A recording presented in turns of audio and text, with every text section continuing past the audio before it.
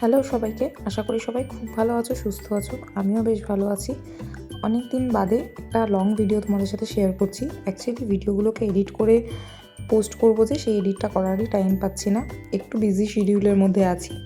তো যাই হোক, আজকে ওই জন্য একটু পুরোনো ভিডিও, যদিও বা রিলস বা শর্ট ভিডিও হয়তো তোমরা আগেই দেখেছো অনেকে।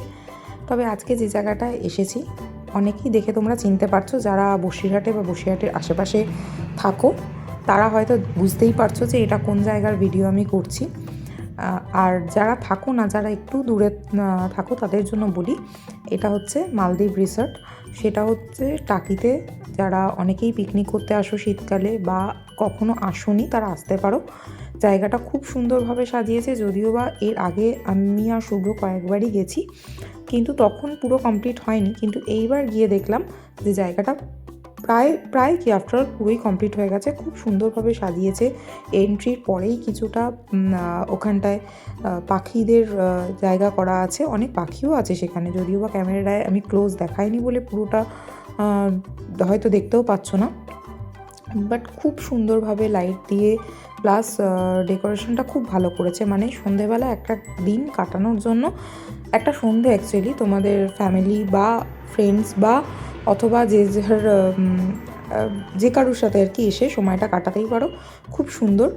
অনেকেই যারা আছো কলকাতা থেকে আসো পিকনিক করতে বা যে কোনো কারণে টাকিতে ঘুরতে, বা একটু দূরেও যারা থাকো কখনো এদিকে আসলে এই জায়গাটা কিন্তু অবশ্যই একবার ঘুরে দেখতে পারো। বেশ সময় কাটানোর জন্য একটা সুন্দর জায়গা। আর এইখান থেকে ডান দিকে যে ঘরগুলো দেখা যাচ্ছে এটা হচ্ছে ওখানকার রিসর্ট, যার এখানে থাকার ব্যবস্থাও আছে। আমার তো মনে হচ্ছিল রাত্রিবেলা বেশ এরকম জায়গায় সুন্দরভাবে একটা ঘর নিয়ে থাকতে ভালোই লাগবে। যদিও বা রাতের পরিবেশটা জানি না মানে কেমন, কিন্তু সন্ধ্যে থেকে আর রিসর্টগুলো এমন পজিশনে করেছে যে বেশ ভালোই লাগছিল। আর জলটার মধ্যে দেখেছো কত মাছ দেখা যাচ্ছে। আমরা লাস্ট টাইম যখন গিয়ে বোটিং করেছিলাম তখন লিটারেলি মাছগুলো বোটের মধ্যে উঠে এসেছিলো লাফিয়ে লাফিয়ে।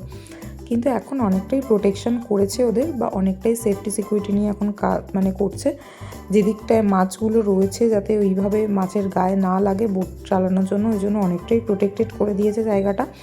বেশ ভালো লাগলো। এর আগে তো অনেকগুলোই রিলস বা শর্ট ভিডিও ছবি পোস্ট করেছি, দেখেছো। তো বেশ কয়েকটা রাইডও আছে ওখানে, প্যারাগ্লাইডিং করা যায়, আবার সাইকেলিং, এই অপশানগুলো ওখানে ছিল। তো শুভ্র আমাকে কয়েকটা অপশান যদিও দিল, বাট আমি বললাম এইটুকু জায়গায় প্যারাগ্লাইডিং করে মজা নেই। তো সেই জন্য লাস্টে ও বললো যে তাহলে অন্তত বোটিং করি না। কিছুটা পুরো জায়গাটাকে আমরা ঘুরলাম, ঘোরার পরে বেশ কিছু ছবি টবি তোলার পরে ও বললো বলে তখন বোটিং করলাম। তবে দুজনের বোট থাকলে বোটিং করতে বেশি মজা হয়, ওখানটাতে ছিল না। তো চারজনের বোটেই দুজন দুদিকে বসে আর কি বোটিং করছিলাম। বেশ মজা হলো, সন্ধেটা বেশ ভালোই কাটলো। তা পুরোটা ঘুরে তারপর আমরা ফিরে এসেছিলাম। টাকিতে গেলে ন্যাচারালি আগে নদীর ধারেই বসে থাকতাম, টাইমটা কাটতো অবশ্যই খুব সুন্দরভাবে, কিন্তু বেশ তার সাথে একটা সুন্দর ঘোরার জায়গাও হলো।